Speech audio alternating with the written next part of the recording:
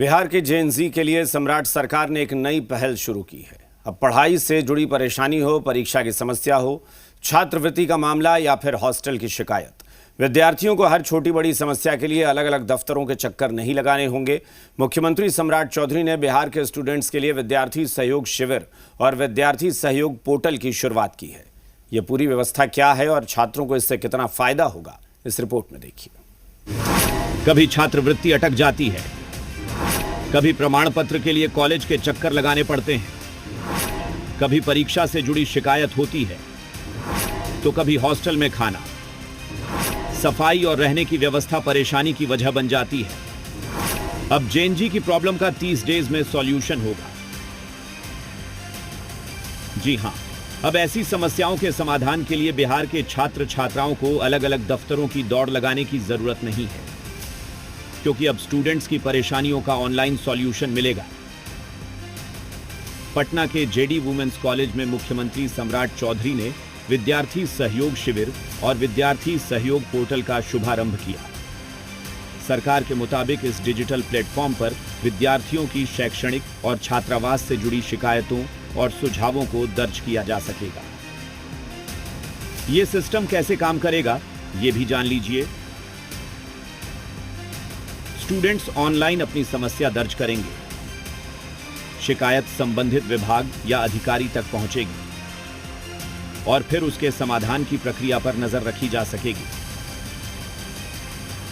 छात्र छात्राएं पोर्टल पर किन किन समस्याओं को दर्ज करा सकेंगे, यह भी जान लीजिए। पढ़ाई और कक्षा से जुड़ी समस्या, परीक्षा और प्रमाण पत्र से जुड़ी परेशानी, छात्रवृत्ति से संबंधित शिकायत, हॉस्टल में भोजन, साफ सफाई और रहने की व्यवस्था से जुड़ी शिकायतें भी।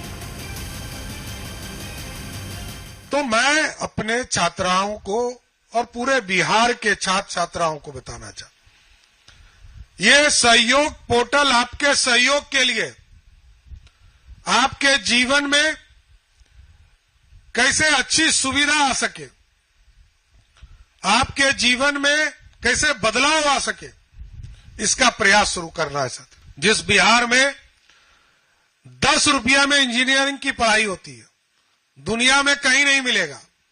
मात्र 10 रुपये में इंजीनियरिंग की पढ़ाई होती है और 5 रुपया में पॉलिटेक्निक की पढ़ाई होती है। ये पहला बिहार है। इस व्यवस्था की एक और खास बात यह है कि इसका दायरा सिर्फ सरकारी संस्थानों तक सीमित नहीं रखा गया है। सरकारी और निजी शिक्षण संस्थानों में पढ़ने वाले विद्यार्थियों की शैक्षणिक और छात्रावास संबंधी समस्याएं भी इस माध्यम से दर्ज की जा सकेंगी। लेकिन इस पूरी व्यवस्था में सबसे अहम है समय सीमा। जेएनजी की प्रॉब्लम को 30 दिनों में निपटाना होगा। शिकायत दर्ज होने की तारीख से 30 दिनों के भीतर उसके निपटारे और आवेदक को इसकी सूचना देना होगा।